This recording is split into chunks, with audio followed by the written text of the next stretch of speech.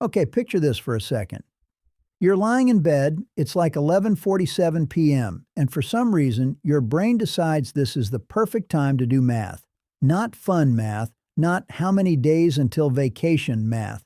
I'm talking about the other kind, the wait. How much do I actually have saved kind? The am I behind kind? And you pull up your banking app and you stare at the number, and honestly, you have no idea if that number is good, bad, embarrassing, or totally normal. Because nobody ever tells you. There's no scoreboard. There's no little progress bar that pops up and says, "Congrats, you're doing better than 60% of people your age." You're just guessing. Comparing yourself to your cousin's Instagram vacation photos and hoping for the best. My name is Steve, and I spend way too much time thinking about money, like an unreasonable amount, and why some people seem to quietly build this sense of financial calm, while other people, who honestly work just as hard, stay stuck in this constant low-grade anxiety about their bank account. And here's the thing I've noticed after going down this rabbit hole for years. It's not really about how much you make. It's about whether you've hit certain quiet milestones. Ones nobody talks about at dinner parties. Ones that don't show up on social media because they're not flashy. They're not a new car or a trip to Bali. They're boring. They're invisible. But they change everything about how you experience money. So today I want to walk you through 5 of those milestones. Not be a millionaire by 30 nonsense. Real, achievable markers that, once you hit them, put you ahead of most people. Not because you're smarter or luckier, but because you understood something they haven't figured out yet. And by the end of this, I think you're going to look at your own financial situation a little differently. Maybe even feel a little less behind than you thought you were. Let's get into it. So everyone talks about emergency funds, right? 6 months of expenses, 3 months, whatever. And honestly, that advice isn't wrong, but it's also kind of useless when you're starting from zero. Telling someone who's living paycheck to save 6 months of expenses is like telling someone who can't run a mile to go train for a marathon. Technically correct advice. Practically, it just makes people give up before they start. The actual milestone, the first one that changes your entire relationship with money, is way smaller than that. It's having just 1 month's worth of expenses sitting in a separate account, untouched. That's it. Just one. Here's why this matters so much more than people realize. When you live paycheck to paycheck, and I mean truly paycheck to paycheck, where your money arrives and it's basically already spoken for, you're not actually making financial decisions anymore. You're reacting.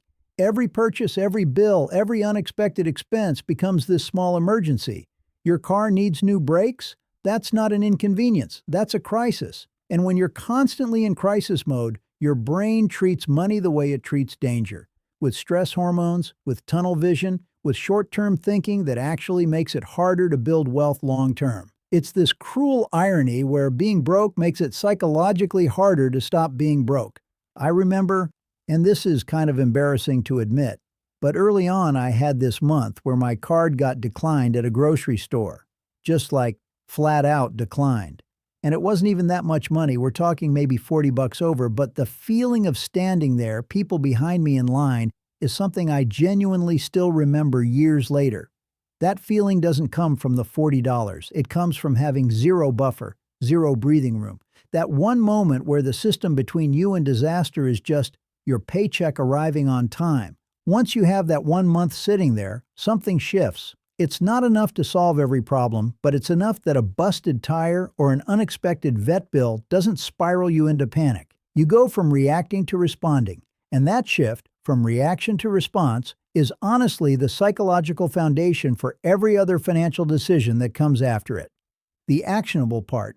Don't try to save 6 months. Don't even try to save 3. Open a separate account, literally just so you're not tempted to see it and spend it. And set an automatic transfer of even $25 a paycheck. It'll feel slow. It'll feel almost insultingly small. But small and consistent beats, I'll save a big chunk when things calm down. Because, and I say this with love, things rarely calm down on their own. Alright, this one's going to sound simple, but stick with me because almost nobody actually does this. Most people know their salary. Like, down to the dollar, they can tell you what they make. But ask that same person what their actual monthly cost of living is. Not a guess. The real number, rent, groceries, subscriptions, the coffee habit, all of it. And you'll get this vague, uncomfortable shrug. I don't know, like 2 grand, maybe more? That maybe more is doing a lot of heavy lifting in that sentence. Here's the thing. You cannot build wealth on a number you don't know. It's like trying to lose weight without ever stepping on a scale or looking at what you eat. You might improve a little through vibes alone, sure, but real sustained progress requires you to actually look at the thing you've been avoiding. And I get why people avoid it. Looking closely at your spending feels a little bit like opening a drawer you know is messy. There's a kind of dread to it. You almost don't want to know how much you spent on food delivery last month because some part of you suspects the number is going to be rude to you. But here's the milestone. Knowing your real monthly number, down to a reasonably accurate figure, puts you ahead of, honestly, most adults. Because once you know it, you gain this almost eerie sense of control. You stop wondering, can I afford this, in this vague, anxious way, and you start actually knowing. And knowing is so much calmer than wondering. Wondering is where all the anxiety lives. There's also a secondary magic trick that happens once you know your real number. You start noticing the gap between what you think you spend and what you actually spend. Almost everyone underestimates. It's not because people are bad at math. It's because spending happens in these tiny, disconnected moments. A 5 here, a 12 there, a subscription you forgot existed quietly draining $9 a month for the last 2 years. None of those moments feel significant on their own, but add them up and, yeah. Suddenly, that's a car payment's worth of money evaporating into nothing. Actionable step. Spend 1 hour, just one, going through the last 2 months of your bank statement. Not to judge yourself, just to observe, like a scientist looking at data. Circle anything surprising. That's it. That 1 hour of honest observation will do more for your financial trajectory than any budgeting app ever will. Because apps track data, but you have to actually look at it for it to mean anything. Debt is one of those things that feels heaviest when it's vague, and I mean that almost literally.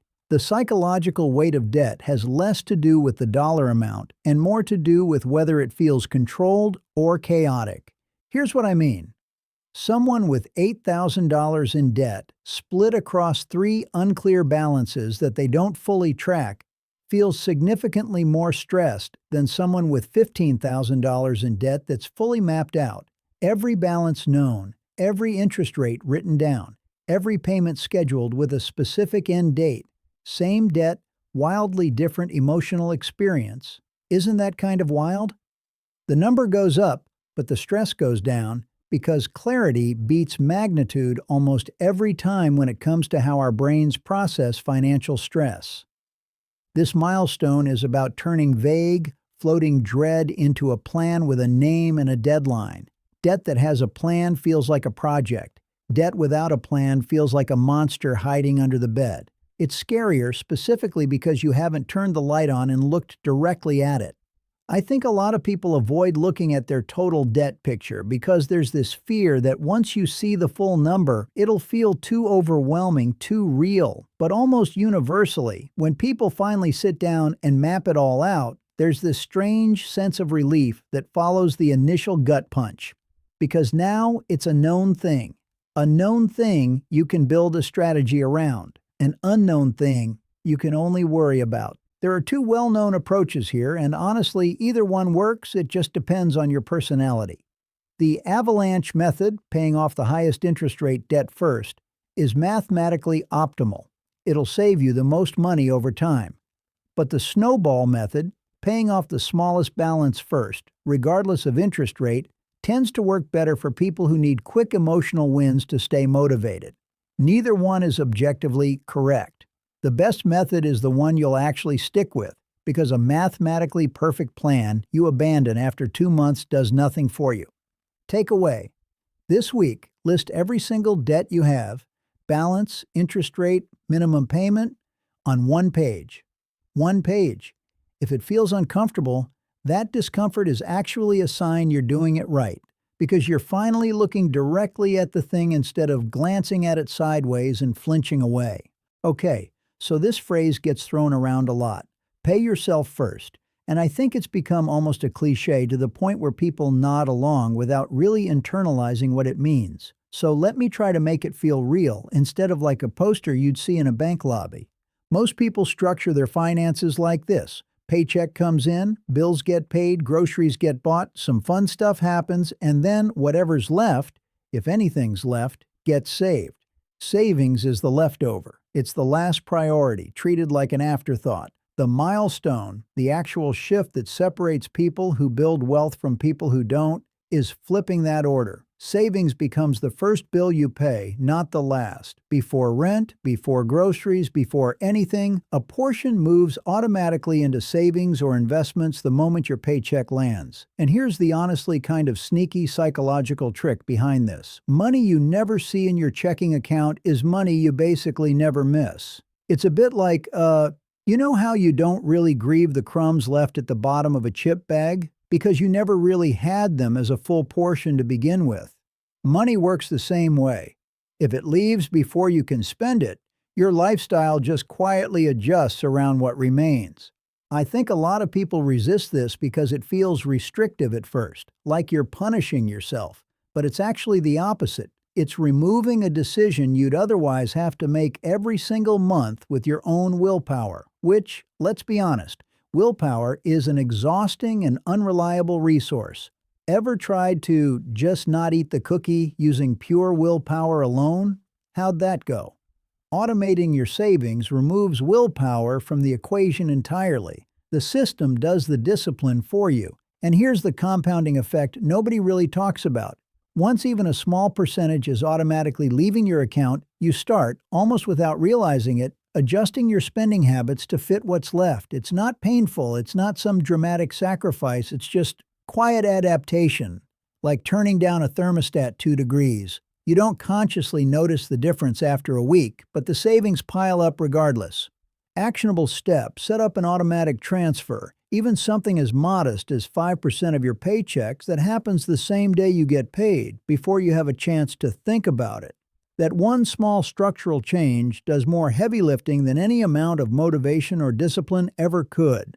This last one is more of a mindset shift than a specific number, but honestly, I think it might be the most important one on this whole list. Most people think about wealth in terms of dollar amounts. How much do I have? How much do I need? But the people who genuinely seem to get ahead, not necessarily the richest people, but the ones who seem calm, secure, unstressed about money, they think about wealth in terms of time. Specifically, compound time. The number of years money has to grow quietly in the background without you touching it.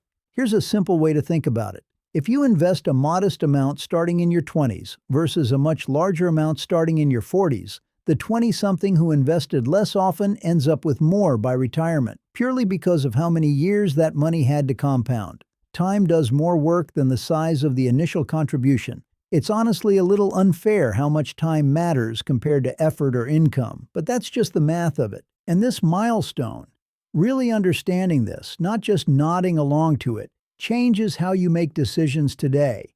It reframes small, boring, consistent choices as massively significant, even when they don't feel significant in the moment. Putting $50 into an investment account this month doesn't feel like a big deal. It feels almost pointless, honestly, compared to the size of like a house down payment or retirement in general. But that $50, given enough years, isn't really $50. It's a small seed with an enormous amount of time to grow into something you can't fully picture yet. I think this is why so many people delay investing, not because they don't understand compound interest intellectually, they've heard the term, they know the concept, but because emotionally, small numbers feel unimportant. Our brains are wired to respond to what feels significant right now, not what will matter in 20 years. It's the same reason it's easier to eat the donut today than to picture the version of you in the mirror a decade from now. The future self is just abstract, blurry, hard to feel loyalty toward. But here's the honest truth. The version of you 5, 10, 20 years from now is going to inherit every financial decision you're making right now. Every automatic transfer, every debt paid down, every dollar invested instead of spent. That's a gift you're sending forward in time to someone who doesn't exist yet but absolutely will. The takeaway here isn't really an action step so much as a reframe. Every time you're deciding whether a small financial habit is even worth it, remember that you're not evaluating the size of the number. You're evaluating how many years that number gets to work in your favor. That changes everything. So let's bring this all together for a second. 1 month of buffer, so you're responding instead of reacting. Knowing your real number, so you're operating on truth instead of vague anxiety. Debt with a name and a deadline, so it stops feeling like a monster in the dark. Paying yourself first, so discipline becomes automatic instead of exhausting. And understanding that time, not the size of your paycheck, is the real engine behind wealth. None of these milestones are flashy. Nobody's going to be impressed at a dinner party because you automated a 5% transfer to savings. There's no Instagram photo for, "I finally know my real monthly expenses." But that's kind of the whole point, isn't it? Real financial progress is almost always invisible from the outside. It's quiet, it's boring, in the best possible way. And it's exactly the kind of boring that 5 or 10 years from now turns into a life where money isn't this constant background hum of stress anymore. If you're sitting here and you haven't hit all 5 of these yet, honestly, that's completely fine. Most people haven't. That's kind of the entire premise of this video. These aren't milestones everyone reaches. They're milestones that quietly separate people who feel in control of their money from people who don't. And the gap between those two groups isn't intelligence, and it's usually not even income. It's just whether someone decided to look closely at these 5 things instead of looking away from them. So maybe don't try to do all 5 this week. Pick one, just one. Maybe it's opening that separate account for your 1-month buffer. Maybe it's finally sitting down for that one honest hour with your bank statement. Whatever it is, start there. Future you, the one who doesn't exist yet but is absolutely going to inherit whatever you decide today, is quietly counting on it.